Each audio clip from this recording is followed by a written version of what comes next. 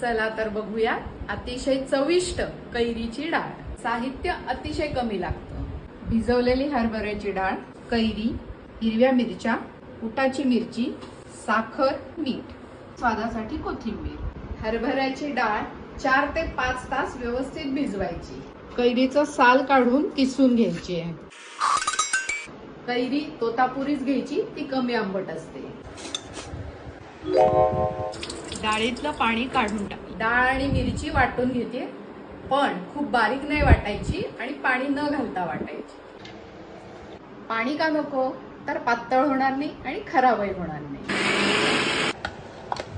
डाळीचं टेक्स्चर असं पाहिजे, खूप बारीक नाही आणि खूप जाड नाही। पहिली कैरी घालायची, त्याच्या आंबटपणानुसार मग मीठ आणि साखर।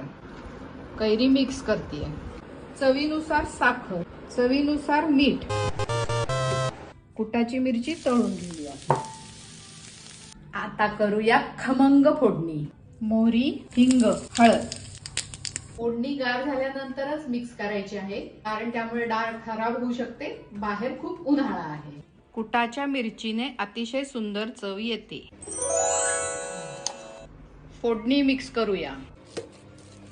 कोथिंबीर, यम्मी डाळ तयार। झक्कास झाली आहे। एन्जॉय।